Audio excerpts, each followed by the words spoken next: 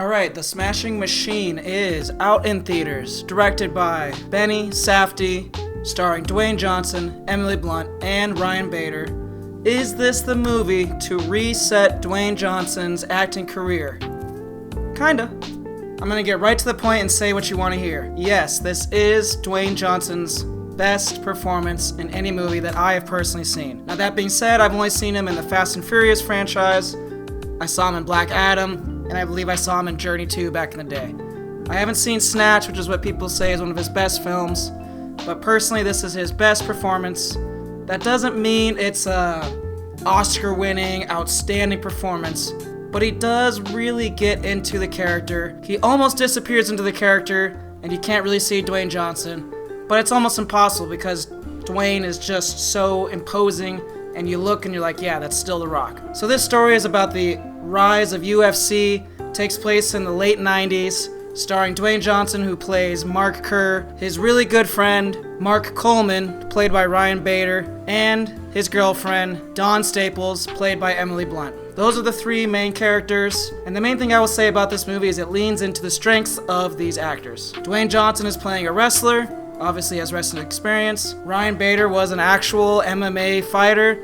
He plays a wrestling MMA fighter in the movie.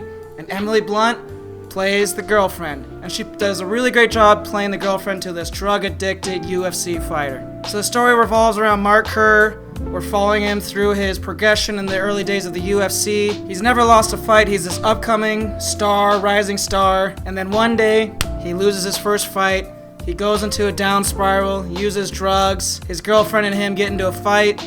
And eventually he kind of realizes that it's not about the losses, but it's about the experiences you had. And honestly, it doesn't really go any deeper than that. The film doesn't really have anything to say. It is basically a showpiece for these actors to act. And while I was very entertained, there really wasn't that many fights in the fighting movie.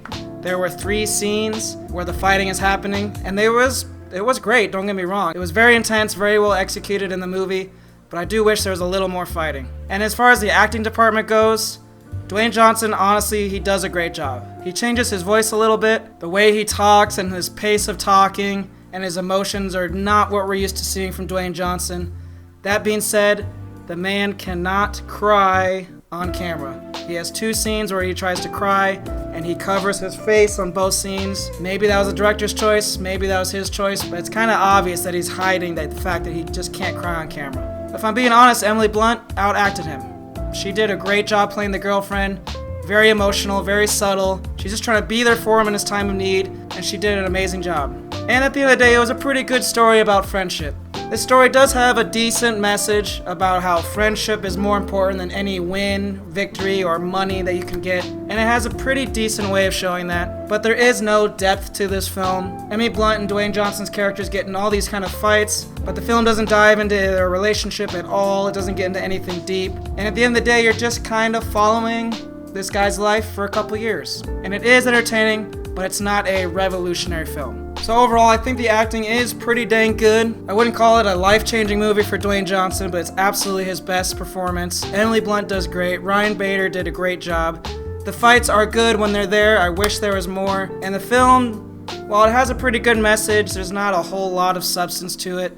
So I'm going to give The Smashing Machine 7 out of 10. Definitely worth watching, and I think it is worth watching in theaters. But if you waited to watch it at home, I don't blame you. If you've seen The Smashing Machine, let me know what you thought down below. Thanks for watching. Subscribe if you want to.